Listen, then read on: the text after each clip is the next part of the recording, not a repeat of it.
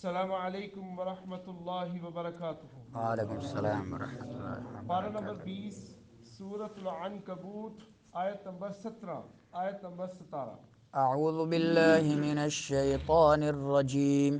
اعوذ باللہ من الشیطان الرجیم۔ انما تعبدون انما تعبدون من دون اللہ من دون اللہ اوثانا اوثانا وتخلقون افکا وتخلقون افکا ان الذین ان الذین تعبدون تعبدون من دون اللہ من دون اللہ لا یملکون لا يملكون لکم رزقا لكم رزقا فابتغوا فابتغوا عند اللہ الرزق عند الله رزقا واعبدوه واعبدوه واشکروا له واشكروا له الیہ ترجعون إليه ترجعون۔ وإن تكذبوا وإن تكذبوا فقد كذب فقد كذب أمم من قبلكم من قبلكم وما على الرسول وما على الرسول إلا البلاغ المبين۔ إلا البلاغ المبين۔ أعوذ بالله من الشيطان الرجيم۔ إنما تعبدون من دون الله أوثانا وتخلقون إفكا إن الذين تعبدون من دون الله لا يملكون لكم رزقا فابتغوا عند الله الرزق واعبدوه واشكروا له إليه ترجعون۔ وإن تكذبوا فقد كذب أمم من قبلكم وما على الرسول إلا البلاغ المبين۔ انما نون مشدد ہے تو کیا ہوگا؟ جی آگے پھر کیا ہوگا؟ میم میں میم الف مدہ۔ تعبدو کیا ہوگا؟ مدہ۔ عین کو درمیان حلق سے ادا کرنا ہے، یہ حرف بڑا مظلوم ہے، اس کو اکثر صحیح نہیں ادا کرتے ہیں۔ تعبدون تعبدون اب صحیح ادا کی۔ من کیا ہوگا؟ من إخفاء اخفا ہوگا۔ دو مدہ ہوگا مدہ۔ لفظ اللہ کو باریک پڑھنا ہے۔ باریک ہے۔ او کیا ہو رہا ہے؟ لا يملك او ثانن تعبدون من دون الله لا يملك واولین ہوگا۔ او میں کیا ہوگا؟ واو ساکن اس سے ماقبل فتح ہے تو اس کے اوپر کیا ہے؟ زبر ہے تو واولین۔ اوثانن آپ نیچے چلے گئے ہیں، اوپر لے آنے۔ اوثانو تو تنوین کے بعد واو آ رہا ہے تو کون سا ادغام ہوگا؟ ادغام مع الغنہ۔ وتخلقون قون میں کیا ہوگا؟ مدہ ہوگا مدہ ہوگا۔ افکا کیا ہوگا؟ مدہ ہوگا اگر افکا پڑھنا اگر ملا کے پڑھنا ہے تو یہاں کیا ہوگا؟ افکن اظہار ہوگا، ٹھیک ہے، کیونکہ بعد میں حروف حلقی میں سے حمزہ آ رہا ہے۔ ان مشدد ہے تو غنہ ہوگا۔ الذین مدہ ہوگا۔ تعبدو کیا مدہ ہوگا۔ من دو کیا ہوگا؟ اخفا ہوگا۔ دو مدہ ہوگا مدہ ہوگا۔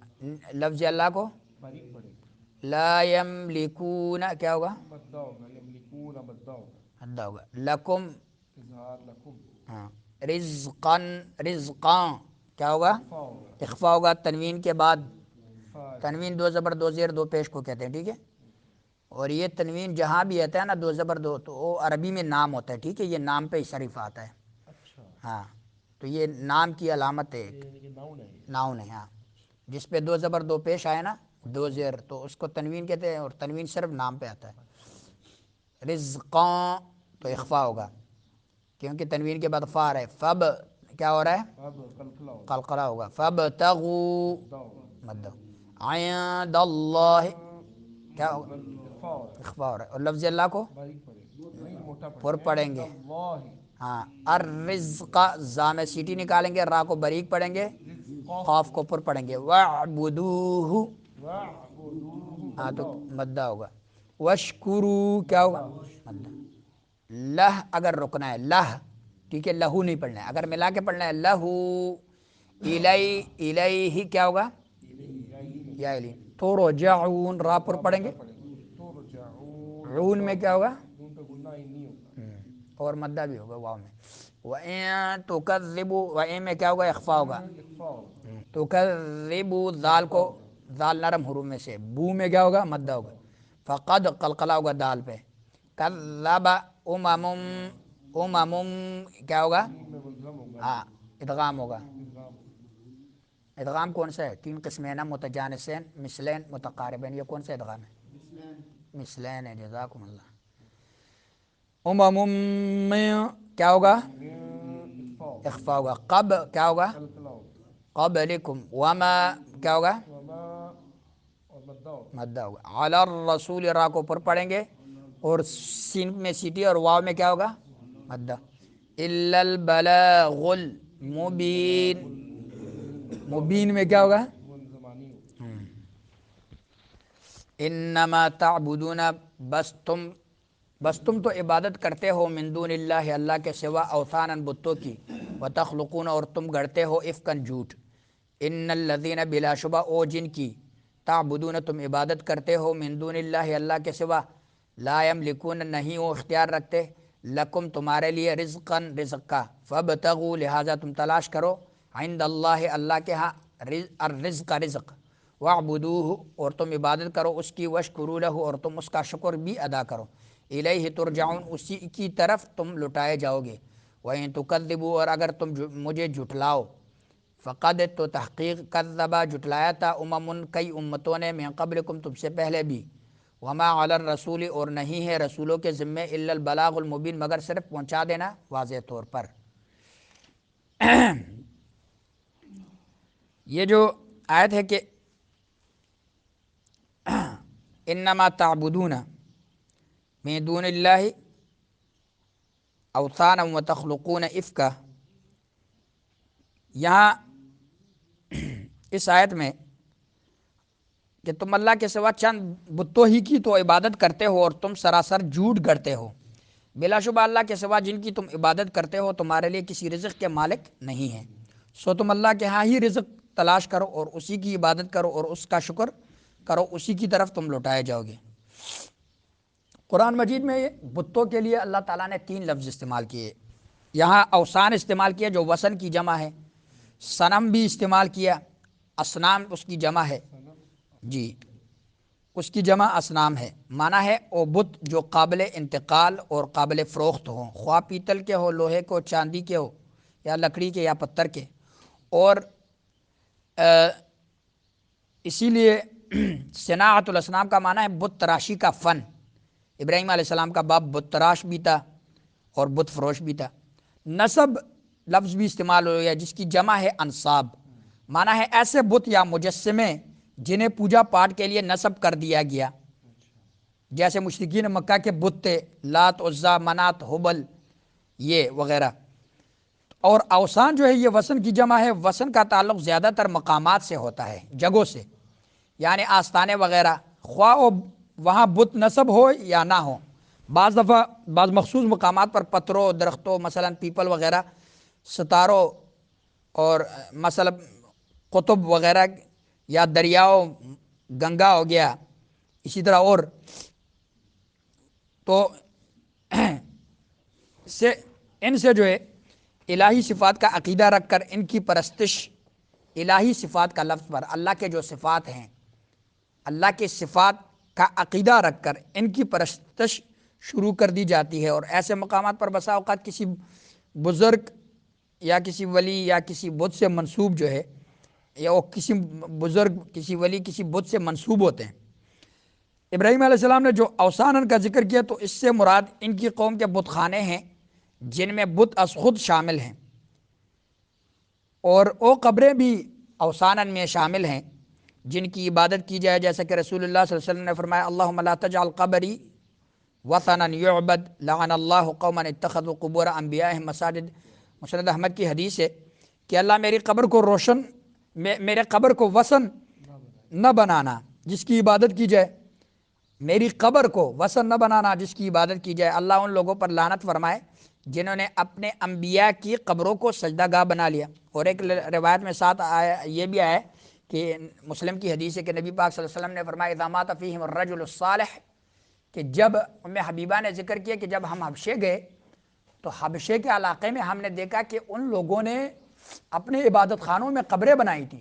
تو اللہ کے نبی صلی اللہ علیہ وسلم جب غشی طاری تھے تو غشی سے ہوش میں آئے تو فرمایا کہ لعنت ہو یہود و نصارہ پر، جب ان میں کوئی نیک آدمی یا کوئی نبی فوت ہو جاتا تو وہ اس کی قبر پر جو ہے سجدہ کرتے تھے اور مسجدیں بنا لیتے تھے. دونوں معنی ہیں کہ مسجد بنانا، مسجد بھی سجدے کی جگہ کو کہتے ہیں نا، وہ جگہ جہاں سجدہ کیا جاتا ہے. ہاں تو اس کی قبر پر مسجد بنا لیتے تھے یا اس کی طرف سجدہ کرتے تھے. تو یہ مسلم کی حدیث ہے. اچھا پھر یہ الہی صفات کا عقیدہ رکھ کر کسی بھی چیز کی پرستش کرنا، الہی صفات لفظ پر غور کرنا. مثال کے طور پہ آستانوں پہ جو جاتے ہیں، درگاہوں مزارات پہ جاتے ہیں، انہیں ہم کہتے ہیں کہ یہ شرک ہے. تو اس کی وجہ سمجھ لو کہ شرک کیوں ہے. اس کی وجہ یہ کہ وہاں جا کے یہ جو جاتا ہے جو شخص، اللہ تعالیٰ کے جو الہی صفات ہیں، سننا، جاننا، ہر طرف دیکھنا، ہر زبان سمجھنا، اور اسی طرح اور اونگ اور نیند نہ آنا، یہ کس کی صفات ہیں؟ اللہ کی. تو جاننے والا جو درگاہ پہ مزار پہ جاتا ہے اس کا یہ عقیدہ ہے کہ جیسے اللہ کو اونگ نہیں آتی، نیند نہیں آتی، اس بابے کو بھی اونگ و نیند نہیں آتی، کیونکہ رات کو 12 بجے بھی وہاں مجمع لگا ہوتا ہے. ٹھیک ہے، اور ٹائم کا خیال نہیں رکھتے کہ بھائی یہ بابا جی سو رہا ہے یا نہیں سو رہا. اس چیز کا 20 گھنٹے 24 گھنٹے جو ہے درگاہ کھولے. پھر دوسرا جو ہے سندھی بھی جاتا ہے، بلوچی بھی جاتا ہے، انگریز بھی جاتا ہے، پٹھان بھی جاتا ہے. ہر ایک اپنی اپنی زبان میں جو ہے بابا جی کو اپنی فریاد سنا رہے ہیں. ٹھیک ہے، اب ساری زبانیں، یہ جب زندہ تھا اس کو 2-3 زبانوں سے زیادہ نہیں آتی تھی، جو تمام زبانوں والے آتے ہیں. یہ تو صرف اللہ کی ذات ہے جو ہر زبان کو جانتی. اب جو آنے والا ہے اس کا یہ عقیدہ ہے کہ جیسے اللہ ہر زبان کو جانتا ہے یہ بھی جانتا ہے. اگر اس کا یہ عقیدہ ہو کہ بھائی یہ تو ہر زبان کو جانتا ہی نہیں، تو وہ آئے نا کہ میری زبان تو الگ ہے اور وہ پشتون ہے. مثال کے طور پہ یہ علی حجویری رحمۃ اللہ علیہ، میں تو اردو یا پنجابی بولتا ہوں اور یہ پٹھان ہے، تو میری زبان کو سمجھ، یا مثال سندھی آتا ہے یا بلوچی آتا ہے. تو اسی طرح جو ہے تیسری صفت، اللہ ہر طرف دیکھتا ہے، تو اس کے سرانے پر بھی اور پاؤں کی طرف ہر جانب جو ہے لوگ کھڑے ہوتے ہیں. اور بیک وقت ہزاروں لوگوں کا سننا اور ان کو جواب دینا اور ان کی بات کو سمجھنا، یہ اللہ کی صفت ہے. آپ 10-15 آدمی یہاں اکٹھے سب باتیں کر لیں تو میں آپ کی بات کو سمجھ نہیں سکوں گا جب تک اکیلے ایک آپ باری باری سے بات نہ کریں. ٹھیک ہے نا، بیک وقت آپ بولتے جائیں. اور پھر وہ بھی سب سے زیادہ اس میں اہم نقطہ یہ کہ پھر چپ کے اپنے دل میں بات کرنا، وہ بلند آواز سے نہیں بول رہے ہوتے، اپنا وہ درگاہ کے سامنے جو ہے اپنا جو ہے اس کے سامنے جو اپنی حاضری دیتے ہیں اور اپنا جو ہے مسئلہ رکھتے ہیں، تو بلند آواز سے تو نہیں بولتے ہیں، خاموشی سے بول رہے ہیں. تو علیم بذات الصدور جو اللہ فرماتے ہیں کہ سینوں کی بیدوں کو اور چھپی اور ظاہر باتوں کو صرف میں ہی جانتا ہوں. تو یہ الہی صفت میں انہوں نے شریک کر دیا کہ نہیں. تو ان باتوں کو سمجھنا بہت ضروری ہے. اونگ اور نیند نہیں آتی صرف اللہ کو، ہر زبان کو سمجھتا ہے تو صرف اللہ، ہر طرف دیکھتا ہے تو اللہ. تو دور سے بھی لوگ سلام کر رہے ہوتے ہیں، باہر دیواروں کے پیچھے سے گزرتے ہوئے سلام کرتے ہیں. ٹھیک ہے، سلام کرتے ہیں، ایسے پہنچایا جاتا ہے. ہاں تو مقصد یہ ہے. اچھا یہ بھی بات یاد رکھنا کہ ان کے پاس ایک بہت بڑا جو ہے اور پلندہ جھوٹ کا یہ بھی ہے کہ بھائی ہم تو ان کو الہی حقیقی مدد کرنے والا تو اللہ ہے، ان کو مدد کرنے کی جو اختیار دیا ہے اور بنایا ہے، جیسے بادشاہ اپنے لیے وزیر چنتا ہے تو اللہ تعالیٰ نے یہ اپنے لیے خاص بندے چنے ہوئے ہیں جو اللہ تعالیٰ نے ان کو یہ اختیار دیا ہوا ہے کہ آپ نے بیٹے دینے ہیں اور سنتے ہیں. خود مردہ نہیں سنتا لیکن اللہ نے یہ دیا ہے. تو ان سے کہا جائے کہ وہ مسلم کی جو حدیث ہے، نبی پاک صلی اللہ علیہ وسلم نے فرمایا کہ مشرکین مکہ جب طواف کرتے تھے تو کہتے تھے یا اللہ میں تیرے سامنے حاضر ہوں، تیرا کوئی شریک نہیں ہے سوائے اس کے جو جس کو تو نے اختیار دے دیا اور تو نے شریک بنا دیا. اختیار جس کو تو نے شریک بنایا اپنا وہ ہے، اس کے علاوہ کوئی شریک تیرا نہیں. اب یہی بات یہ کر رہے ہیں کہ بھائی یہ جو درگاہ ہیں یہ کچھ خود نہیں کر سکتے لیکن اللہ نے یہ دیا ہوا ہے، اس حد تک اللہ نے پہنچایا ہوا ہے. اچھا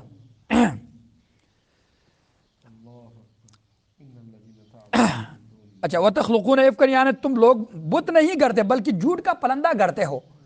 ان بتوں اور بت خانوں سے تم کئی قصے اور کہانیاں، یہ خود کئی قصے اور کہانیاں بتوں اور بت خانوں سے منسوب کر دیتے ہیں. مثلا کہتے ہیں کہ اگر فلاں آستانے پر جو ہے دودھ کا چڑھاوا نہ چڑھایا جائے تو جانور بیمار پڑ جاتے ہیں یا مر جاتے ہیں، یا فلاں آستانے کی گستاخی یا توہین کا انجام اتنا خطرناک ہوتا ہے، تو یا فلاں بت خانے یا مزار پر حاضری دینے سے رزق میں فراوانی ہو جاتی ہے، تو اللہ نے یہاں کہا کہ لہٰذا جو ان بتوں کو گڑتے ہو تو ساتھ ہی جھوٹ جو ہے، جھوٹ کے پلندے بھی گڑتے ہو، ورنہ صرف بت گڑنے کا تمہیں کچھ فائدہ نہیں ہوتا، جھوٹ ساتھ کا جھوٹ کا پلندہ یہ گڑتے ہیں۔ تو اس لیے ان الذین تعبدون من دون اللہ، اس آیت میں اور اس سے پہلی آیت میں اللہ تعالیٰ نے ابراہیم علیہ السلام کے ذریعے سے جو ہے شرک کے باطل کرنے کے جو 3 دلائل ذکر کیے ہیں، قوم کے سامنے رکھ دیے۔ ایک یہ کہ بت تمہارے اپنے گڑے ہوئے ہیں، گویا تم اللہ کی مخلوق ہو اور یہ تمہاری مخلوق ہے، اور الہ کی سب سے اہم صفت یہ کہ وہ خالق ہے، باقی سب اس کی مخلوق ہے، اور جو مخلوق ہے وہ الہ نہیں ہو سکتا، تو یہ تو مخلوق در مخلوق ہوئے جن کی تم پوجا کر رہے ہو، ٹھیک ہے۔ دوسری دلیل یہ ہے کہ ان بتوں کے نفع یا نقصان سے متعلق تمہیں خود ہی داستانیں اور قصے کہانیاں گڑھنی پڑتی ہیں کہ اس نے بابا جی نے ایسے کیا، بابا جی نے ایسے کیا، تو قصے کہانیاں تراشنا پڑتی ہیں۔ اگر تمہارے ان قصے کہانیوں سے کو ان سے علیحدہ کر دیا جائے تو پھر صرف یہ باقی جو ہے مردہ رہیں گے، پتھر رہیں گے، تو تم نے ان کو جو ہے یہ جو میلہ گرم کیا ہوا ہے، یہ لوگوں کو دھوکے میں ڈالا ہوا ہے، تو ان کے ساتھ آپ نے جو ہے گڑے ہوئے قصے اپنی طرف سے جو منسوب کر دیے۔ تو ایسا مادہ جو ہے پتھر ہے، بے جان ہے، اگر تم یہ قصے کہانیاں ان سے ہٹا لو تو یہ تو بے جان چیز ہے، پتھر ہے، تو اس میں کچھ بھی نہیں ہے، لوگ کہیں گے کہ یہ پتھر ہے۔ اچھا، تیسری دلیل یہ ہے کہ یہ تمہیں رزق کیا دے گا، یہ بابا، یہ تم تو خود رزق ان کے سامنے چڑھاوے چڑھاتے ہو، نظر و نیاز ان کے نام پہ دیتے ہو۔ آپ بابے کا لفظ استعمال کریں، کیا بابا ہی لفظ استعمال ہوگا اس کے اوپر؟ جو لفظ استعمال ہوئے وثن، وہ نبی پاک صلی اللہ علیہ وسلم نے ہم نے وضاحت کی کہ اللہ میری قبر کو وثن نہ بنانا جس کی عبادت کی جائے، اور سورہ نحل کی 19-20 نمبر جو آیت ہے وہاں جو ہے الفاظ ہیں کہ بابا وہ لوگ جو اللہ کے سوا دوسروں کو پکارتے ہیں کچھ پیدا نہیں کر سکتے، بلکہ وہ پیدا کیے گئے ہیں، مردے ہیں، زندہ نہیں، اور انہیں تو یہ پتہ نہیں کہ دوبارہ کب اٹھائے جائیں گے، ٹھیک ہے۔ ایک مقام پہ فرمایا کہ بے شک جن لوگوں کو تم اللہ کے سوا پکارتے ہو تمہارے جیسے بندے ہیں، ان الذین تعبدون من دون اللہ عباد امثالکم۔ تو تیسری دلیل یہ کہ یہ تمہیں رزق کیا دیں گے، رزق تو تم خود ان کے آگے چڑھاو اور نظر و نیاز کی صورت میں رکھتے ہو، چاہو تو تم ان کے آگے رزق رکھ دو، چاہو تو اٹھا لو، اور چاہو تو ان کے اوپر مل دو، لہٰذا ایسے غلط عقائد ان سے منسوب نہ کرو، اور رزق مانگنا ہے تو اللہ سے مانگو، اور جس کا کہو اسی کا گن گاؤ، اسی کی عبادت کرو، اسی کا شکر بجا لاؤ۔ اچھا، اکثر خلق روزی کے پیچھے جو ہے اپنے ایمان کو جو ہے ضائع کر دیتے ہیں اور جو ہاتھ دھو ڈالتے ہیں، اور ایک حدیث بھی ہے میرے خیال سے، وہ حدیث کے الفاظ ہے کاد الفقر ان یکون کفرا، یہ فقیری اور تنگ دستی انسان کو کفر کی حالت تک پہنچا دیتی ہے، اسی لیے نبی صلی اللہ علیہ وسلم تنگ دستی اور فقیری سے جو ہے پناہ مانگتے تھے۔ الیہ ترجعون، بالآخر تمہیں اللہ کی طرف پلٹنا اور تمہارا انجام اسی کے ہاتھ میں ہے، ان بتوں کی طرف تم نے پلٹنا نہیں ہے، نہ تمہارا انجام ان کے ہاتھ میں ہے، لہٰذا تمہیں عبادت بھی اسی کی کرنی چاہیے جو تمہاری جو ہے عاقبت کا مالک ہے اور عاقبت کو سنوار سکتا ہے، اور رزق بھی اسی سے مانگنی چاہیے۔